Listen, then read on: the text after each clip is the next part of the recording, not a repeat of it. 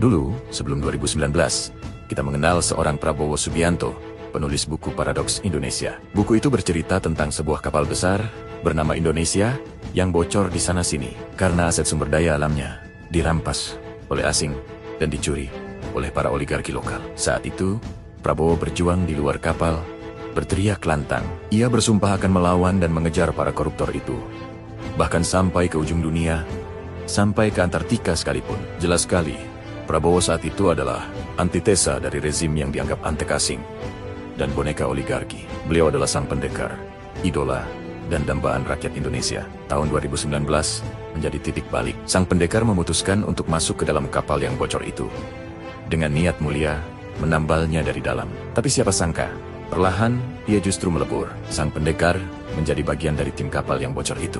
Mungkin seperti judul film lawas, Sang Pendekar di Sarang Penyamun. 1 tahun berjalan di 2025, Prabowo kini adalah nakhoda bagi kapal yang sama, yang sayangnya masih bocor. Memang, suaranya masih lantang melawan perampasan sumber daya alam dan memburu koruptor. Beliau bahkan meyakini bahwa mati membela rakyat adalah suatu kehormatan. Sungguh, seorang patriot sejati. Tapi, mari kita bertanya pada diri sendiri, apakah kebocoran itu sudah berhasil ditambal? Apakah koruptor benar-benar dikejar sampai ke Antartika?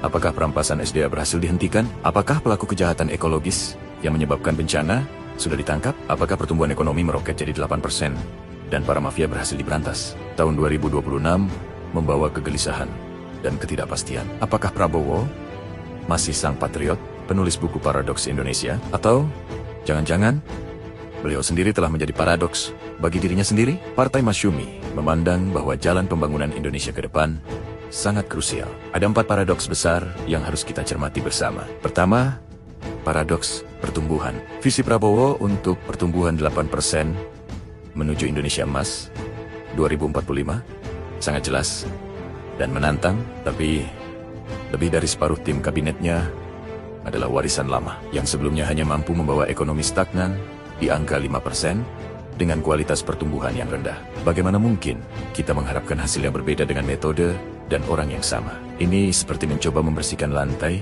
dengan sapu yang kotor. Ini adalah the wrong man on the strategic place. Menempatkan orang yang tidak kompeten dan tidak berintegritas di posisi strategis itu sangat berbahaya. Kedua, paradoks sumber daya alam. Patriotisme Prabowo jelas.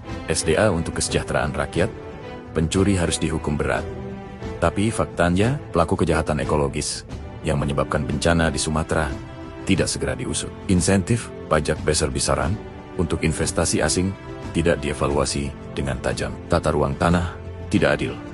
Dan pajak rakyat dipaksa tidak berkeadilan. Buktinya, penerimaan negara dari SDA malah semakin menurun. SDA yang seharusnya menjadi berkah malah menjadi kutukan. Ketiga, paradoks pemberantasan korupsi. Kita ingat garangnya Prabowo, saya akan kejar koruptor sampai ke Antartika. Tapi realitanya, inefisiensi proyek IKN dan kerugian kereta cepat Wush malah ditanggung negara. Isu ijazah palsu didiamkan.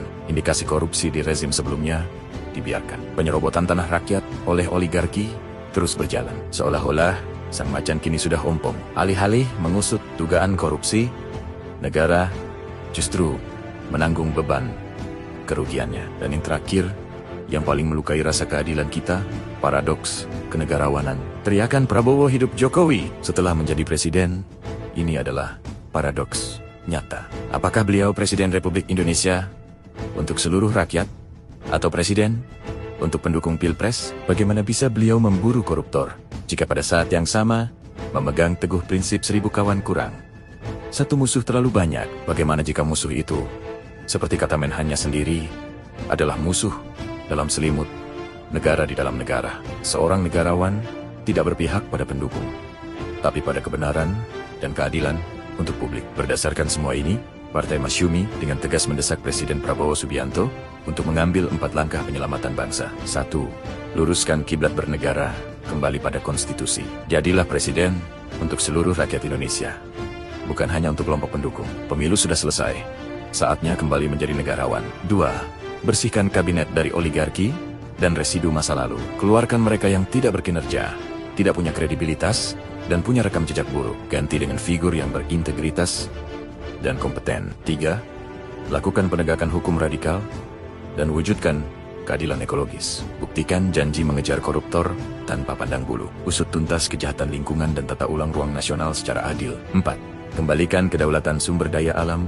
untuk kemakmuran rakyat. Hentikan praktik ekonomi yang menghamba pada oligarki dan investor asing yang merugikan negara. Pastikan SDA memberikan kesejahteraan nyata, bukan cuma angka statistik semu. Tuntutan ini adalah wujud cinta kami kepada Indonesia. Tanpa integritas, keadilan hanya ilusi. Tanpa keadilan, persatuan akan runtuh. Mari kita selamatkan Indonesia sebelum terlambat. Terima kasih telah menyimak. Jangan lupa bagikan video ini agar semakin banyak yang sadar dan peduli. Sampai jumpa.